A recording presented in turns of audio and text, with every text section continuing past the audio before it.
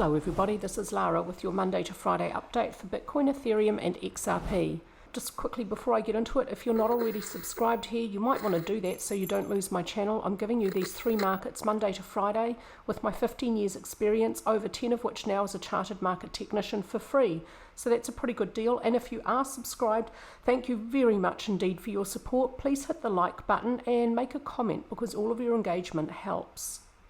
Bitcoin first, it moved higher strongly yesterday, and as expected it's finding resistance about 48,000, just a little bit below that area. A little bit of a pullback today, but so far today's candlestick here is forming a bullish long lower wick. So I think we're probably going to see a break above 48,000 sooner rather than later. Yesterday's strong upward session also did come with a strong push from volume. Hi, I'm Lara from Pure Elliott Wave, and in 2021 I wrote a book, Pure Elliott Wave. I wrote it to be a clear, definitive guide to everything you need to know about Elliott Wave. I have 33 copies to sign and personalise while I'm in the United States, and so if you would like a signed, personalised copy of my book, click on the link below. So volume strongly pushed price higher yesterday, and so far today, mostly an inside day. In fact, I think we'd have to look inside this current session to see which is strongest, up or down periods or on the hourly chart within the session in order to make a judgment on volume. But so far an inside session with weaker volume, so a little bit of a pause after yesterday's strong upward movement. ADX is declining, the DX lines are whipsawing. There's no clear trend for Bitcoin at the daily time frame. There is a trend at higher time frames though, and that trend is up. RSI is neutral, money flow is also neutral, and range as measured by ATRs, a measurement of volatility, is showing a steady overall increase for Bitcoin as it slowly moves higher. Well, not that slowly.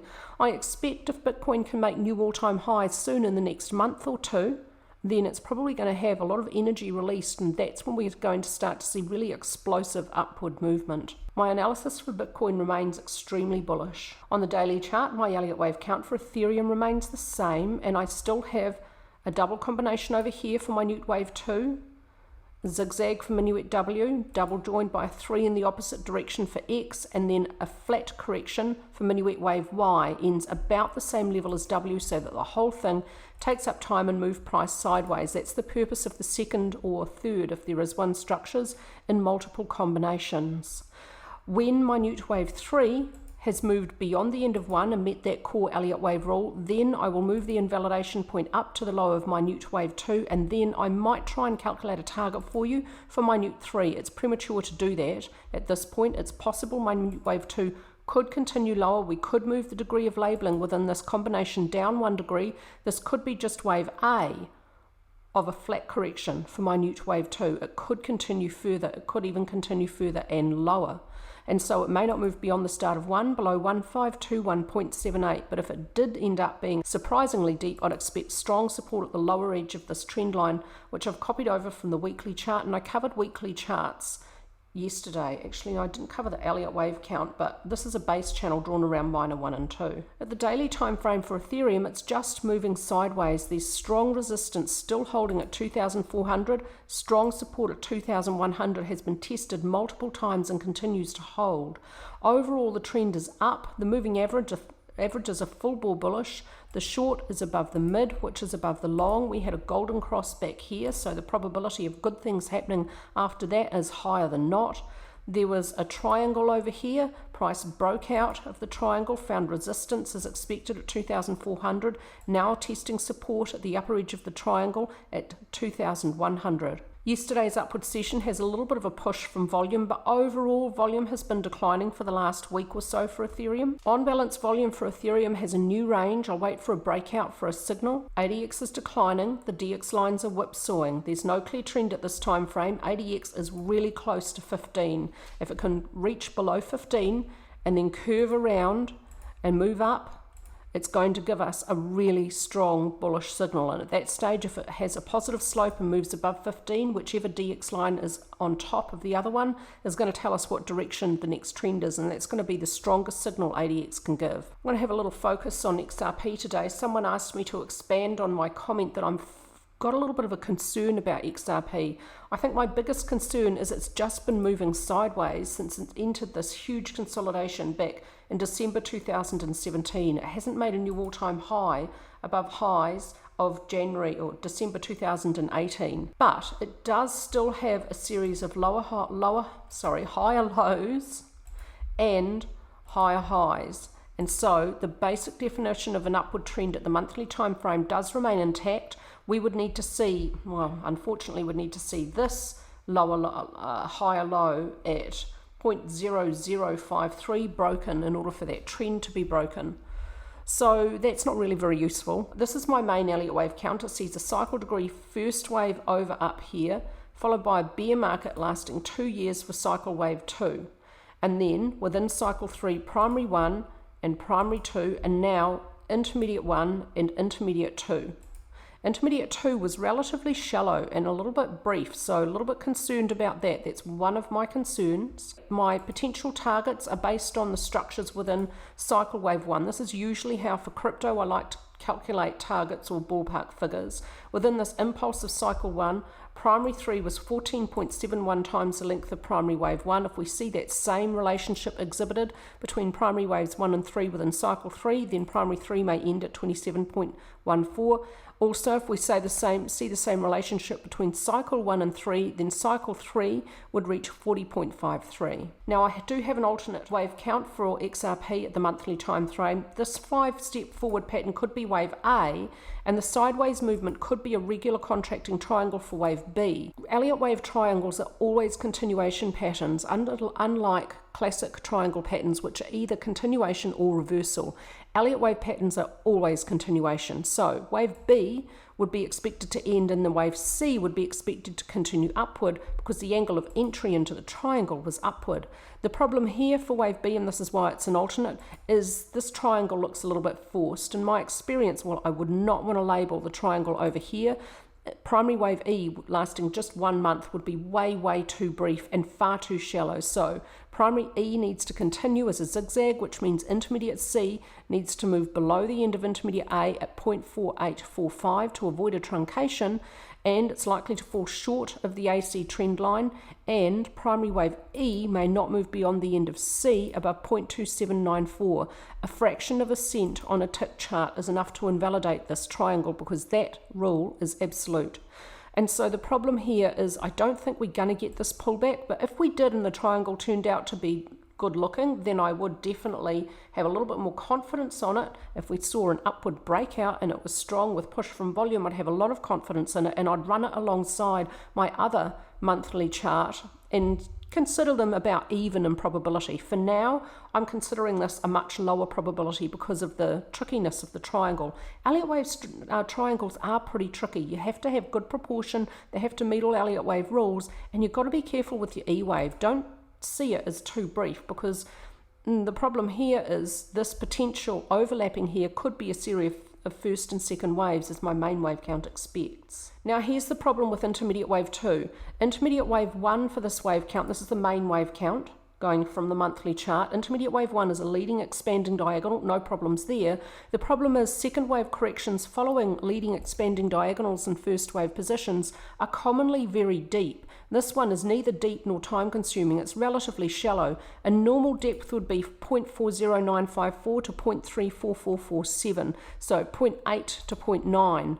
The depth of intermediate wave 1 is a normal depth, 80 to 90% for a cryptocurrency bear market, and this one fell woefully short, so that's a problem. The other problem, and it's not a deal breaker, but it's a little bit of a cause for concern, is price moving below this base channel, not perfectly finding support there. Base channels usually, not always, work to show where lower degree second wave corrections in a bull market find support at the lower edge of the base channel. The base channel is drawn from the start of 1 to the end of 2 with a parallel copy on the end of 1. Lower degree second wave corrections should have found support here, but they haven't. This is not showing where price is finding support. Slight cause for concern. At the daily time frame, I don't have any problem with the structure now of minor wave 2. It fits beautifully as a single zigzag, and it's got decent proportion to minor wave 1. It's overshot the lower edge of the base channel, which is a bit of a problem. Same idea for the target for intermediate 3 at $9.57. It'll reach 14.71 times the length of intermediate 1. I'm considering a possible duration here using the Fibonacci number sequence. If intermediate 3 is a Fibonacci 55 weeks and may end in 5th of September 2024, a week beginning around about that date, give or take just 3 or 4 days either side of that date, or maybe a little bit more. At the daily time frame for XRP, I had expected strong support at 58 cents to hold. It hasn't. Price has, however, found very strong support at 55 cents. Yesterday's upward session completes what could be a bullish engulfing candlestick pattern, but it's not at the end of a downward trend. It's more like within a consolidation. This very long lower wick, however, for the 3rd of January is very bullish. I will not expect lows below 55 cents again. So far this is holding. There's very strong support in that area. I'll expect it to continue to hold. But now price is having trouble breaking above resistance at 58 cents. So that's a slight cause for concern for the short term for XRP. If XRP could break above 0.675, I'd have a little bit more confidence in a bullish case for it. I am still bullish on XRP. I'm just trying to outline my small concerns for it. Yesterday's upward session had some push from volume, so that is good to see for a bullish case. Here's another cause for concern. ADX for XRP tells us there is a downward trend, and this is the strongest signal ADX can give when it rises up from low levels, which is below 15, and rises up from below both DX lines and then reaches 15 with a positive slope. That is giving us the strongest signal. It tells us there was a downward trend back here in its earliest stages. It's still telling us there's a downward trend for XRP. This is probably my biggest cause for concern right now for XRP. It's not a deal breaker though, that those Elliott Wave counts which expect new all-time highs could still entirely happen. We do have pullbacks and short little bear markets along the way within the larger bullish run. That's pretty normal behavior, so we could just be having a deeper one here for XRP, but I'm just concerned that it's just been going sideways since 2017 and is now looking the most bearish of all of these three, so a cause for concern here. RSI is neutral, it's not oversold. There's still plenty of room before ADX reaches extreme and RSI reaches oversold, and the downward trend could be in danger.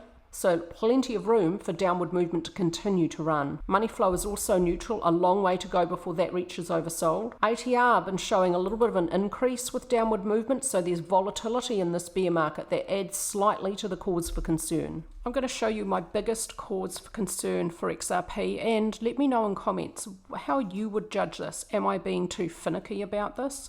I've talked before about Bitcoin and looking for parabolic growth, and that it's a stamp of Bitcoin in a big bull run, because I can't find a good example of parabolic growth in a bear market rally for Bitcoin. But when I look in XRP, I can find some examples that do look like parabolic growth. They're not as textbook perfect as the bullish runs, parabolic growth curves, but they are pretty good. So first of all, let's go through some examples of what I mean by parabolic growth. This is within a bull market. So here you can see a basing action, acceleration through the middle, and then an increase of range to the end. You see a steady increase in range throughout this parabolic growth. This isn't the most perfect example though. Here's another example, basing action, steady increase through the middle, and some increase at the end. Well, if you saw the end here, there would be an increase there. So from here to here, you could say that's one complete parabolic growth curve. Here's another really good example from a bull market, and here now you're starting to see some higher lows, basing action, acceleration through the middle, explosion at the end. This steady increase in range as it moves higher, and remember this is on a arithmetic scale. This is a beautiful example of parabolic growth. And this final example is also a really good one. Higher lows with the basing action, some increase as it starts to break out of consolidation, and then an explosion in volatility at the end. This is a nice example of parabolic growth. All of those are in the bull market runs for XRP. Can we see a similar thing in its bear market rallies? First example, this one isn't as good, but there is some basing action, but lower lows, some increase, and then a further increase. So this is parabolic growth. It just doesn't look as textbook perfect. Here we can see again some basing action, a quick increase and then a huge explosion. Parabolic growth, but it doesn't look as good, but it is parabolic growth. And here, this isn't such a good example because we've got lower lows, the basing action is moving lower, and then a simple explosion, no steady increase through the middle. Here's another example. I think from this low to this high, you could argue that this is a pretty good parabolic growth curve. Basing action with higher lows, increase through the middle, and a further increase at the end, although not that much beyond the middle, to be honest, so not perfect, not as good as what we see in a bull market run. And the final example, some basing action, increase in range, and then an explosion with a decline right at the end. So again, not as good as what you see in a bullish run, but we can see parabolic growth in XRP's bear market rallies. Not as textbook perfect as the bullish runs, but we do see it. I don't see the same behavior for Bitcoin. I haven't looked in as much detail for Ethereum, but for XRP, this gives me further cause for concern. And that's it from me today with your quick update, and I hope everyone's having a lovely day.